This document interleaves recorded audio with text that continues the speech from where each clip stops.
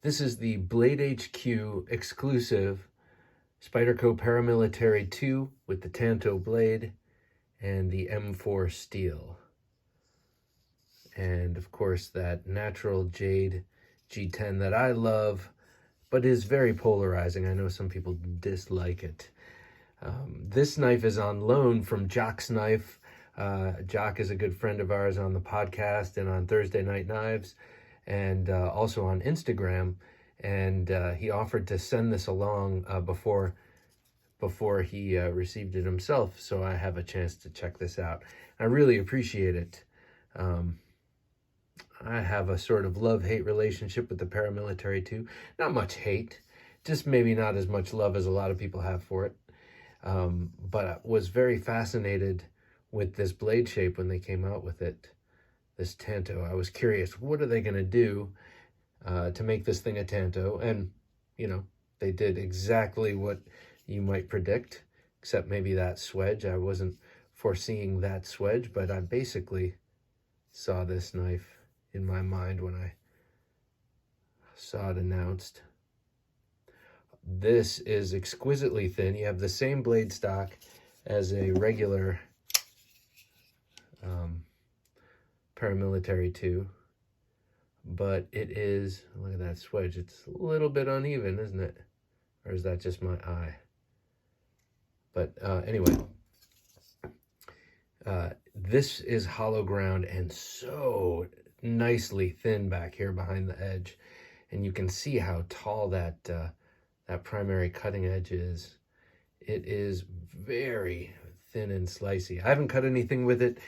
Jock suggests that I carry it and use it, but I just can't do that with someone else's knife. I can barely do it with my own, especially an exclusive. I have, I'm going to compare it to the one BladeHQ M4 Spyderco Exclusive that I have and kind of cherish. So I'll just show you around this knife real quick. It's the usual thing. This is nice black lanyard tube. You got the translucent G10. I like that you can see the guts of it just a little bit, and the black hardware is very handsome with this jade G10. I like the DLC coated blade with the G10. So I did something before. I was looking at my Spyderco Paramilitary 2, and then looking at this one and wondering about which one, if the Tanto has more cutting edge. And so it kind of seems intuitively like it should, but I got out a ruler and I measured it, and it's ever so slightly longer, like a 1/16 of an inch longer or so. And how is that? My mind, I don't know. Sometimes I run into little roadblocks in my mind and I can't get past certain concepts. To me, this one should have more cutting edge. It just should. But somehow that curve accommodates. And, you know, after I'm done rolling this video, I'm going to double check, because it's still, it doesn't make intuitive sense. And you're either sitting there laughing at me because I didn't measure correctly, or you're laughing at me because, of course, it's the same. Because it's the same length, you know? So there they are together. I mean, these are really incredibly comfortable knives. Very, very useful knives. I just always wish the blade was just a little smidge longer. I really like this Tanto blade, though, I gotta say. Look at those nice lines, grind lines. All right, let me compare this to a couple of other Tantos, and then also to a couple other Spydercos. Very, very nice. Thanks, Jock, for letting me check this out. Of course, here it is with the regular PM2, and then here it is with my prized M4 exclusive Yojimbo, which oddly enough, I just can't keep that blade clean. I never use this. I always end up deferring to and using the 20 CV Yojimbo. I do like the Yojimbo though, very much. This is a good looking pair together, I gotta say. I wouldn't mind getting another setup like this, and maybe the Mannix. I don't own a Mannix. That'd be kind of nice to have. Let's check out this Bowie blade with a different kind of, with other kinds of Bowie blades here. Or not Bowie, Tanto, sorry. Here it is with the K2 from Riot.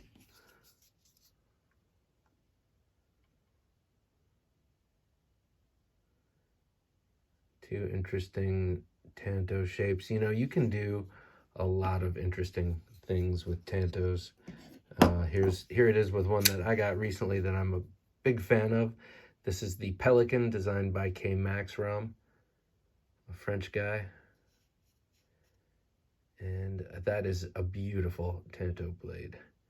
Differently faceted. This is smooth, whereas this is faceted. This is hollow and then flat. You don't have that here. You have one kind of continuous surface. Here it is with the CQC15. Sort of a combination of a recurve. Well, it's not sort of. It is a recurve with a Tanto tip. It's like the Commander and the 7 put together. But they have a similar faceted tip there.